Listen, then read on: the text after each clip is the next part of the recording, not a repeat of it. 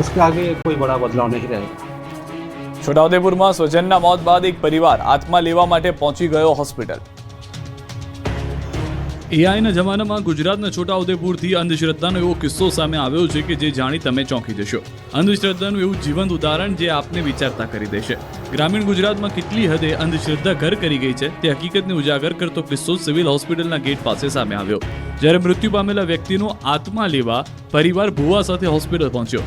3 દિવસ પહેલા બીમારીમાં મૃત્યુ પામેલા ખોડીવલી ગામની વ્યક્તિના સ્વજનો આત્મા લેવા છોટાઉદેપુર સિવિલ હોસ્પિટલ પહોંચ્યા. 3 દિવસ પહેલા બીમારીને કારણે એક વ્યક્તિનું હોસ્પિટલમાં સારવારમાં મોત થયું, જે બાદ સ્વજનો ભુવાને લઈને આત્મા લેવા હોસ્પિટલ પહોંચ્યા. મૃતકનું સૂતક હોવાને લઈને પરિવારજનો વિધિ કરીને આત્મા લેવા આવ્યા. જો કે આ ભુવાએ તો હદ ત્યારે કરી જ્યારે વિધિ કર્યા બાદ કહ્યું કે હવે આત્મા તેમની પાસે આવી ગઈ છે અને પરિવારજનો લાલ કપડામાં બાંધેલી શ્રીફળ અને કળશ લઈને ચાલતા થયા. હોસ્પિટલ બહાર આ બધું થતા જોઈ લોકો પણ આશ્ચર્યમાં મુકાઈ ગયા. આ મુદ્દે જનરલ હોસ્પિટલના સુપ્રિન્ટેન્ડન્ટે કહ્યું કે અંધશ્રદ્ધા બાબતે અમે વિરોધમાં છીએ, પરંતુ ક્યારેક રોકવા જતા સગાઓ આવેશમાં આવે છે. સિક્યુરિટીના અભાવે તેમને રોકી શકાતા નથી. આ ઘટનાને વિજ્ઞાન જાથાએ પણ વખોડી. આ દેવાય એમ હું લેવા આવ્યા જીવ દેવાય જીવ લેવા આવ્યા.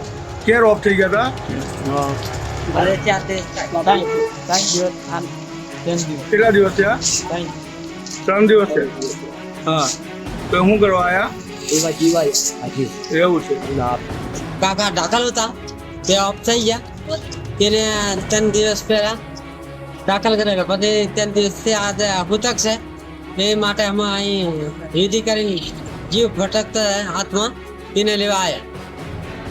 ઉત્તર ગુજરાત, સૌરાષ્ટ્ર અને હવે કચ્છમાં ખાતર માટે ખેડૂતોની લાઈન લાગી. કમોસમી વરસાદે આપેલા ઘા હજુ રૂઝાયા નથી તે રવિ સિઝનના વાવેતરને લઈને નવા સંકટે ખેડૂતોને ઘેરી લીધા છે. ઉત્તર ગુજરાતથી શરૂ થયેલી ખાતરની લાઈન સૌરાષ્ટ્ર પહોંચી હવે કચ્છ પંથકમાં પણ ખાતરની અછતની બુમરાણ ઉઠી છે. યુરિયા ખાતર નહીં મળતા ખેડૂતો પરેશાન થઈ રહ્યા છે. ખેડૂત ખેતરમાં નવી સિઝનની તૈયારીમાં જોતરાવાની જગ્યાએ ખાતર માટે રજળપાટ કરવા મજબૂર બન્યો છે. કચ્છના રાપરમાં ખેડૂતો કામ ધંધા મૂકી કડકડતી ઠંડીમાં સવારે 4 વાગ્યાથી ખાતર ડેપોની બહાર લાઈન લગાવીને બેસી જાય છે. આસપાસના ગામના ખેડૂતો ખેતરે પોતાના પાકનું ધ્યાન રાખવાની બદલે ખાતર માટે દર ભટકી રહ્યા છે. શિયાળુ સિઝનમાં ઘઉં, બાજરી, ચણા, શેરડી, રાયડો સહિતના મુખ્ય પાકોનું મોટા પ્રમાણમાં વાવેતર થઈ રહ્યું છે, પરંતુ રવિ પાકોમાં યુરિયા ખાતરની તાતી જરૂરિયાત સામે હાલમાં અછત જોવા મળી રહી છે. ખાતરની અછત સર્જાતા ખેડૂતો ચિંતિત બન્યા છે. આ સમયમાં ખાતર ન મળવાથી ખેડૂતોએ વાવેતર થંભાવી દેવું પડે તેવી સ્થિતિ ઊભી થઈ છે. જો વાવેતર મોડું થાય તો પાકના ઉત્પાદન પર તેની સીધી અસર જોવા મળી શકે છે. ત્યારે ખેડૂતોની એક જ માંગ છે કે ઝડપથી ખાતરની તંગી દૂર કરવામાં આવે. કચ્છ જેવી જ ખાતર માટે લાઈન લાગી અરવલ્લીમાં.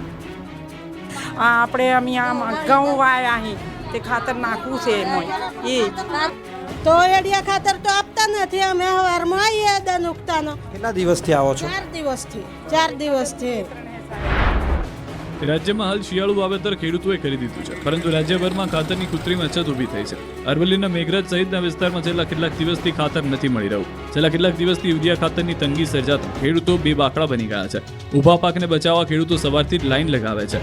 અડધો કિલોમીટર લાંબી લાઈન લાગે છે, પરંતુ વારો આવતા ખાતર પૂર્ણ થઈ જતા લીલા મોઢે ઘરે પરત ફરવું પડી રહ્યું છે. યુરિયા ખાતરનો કકળાટ એટલો વધી ગયો છે કે ખેડૂત વર્ગ મૂંઝવણમાં મુકાઈ ગયો છે. પાકને બચાવવા માટે ખેતરે રહેવું કે પછી વધુ ઉપજ મેળવવા માટે યુરિયા ખાતરની લાઈનમાં ઊભા રહેવું તે સવાલ ઊભો થયો છે.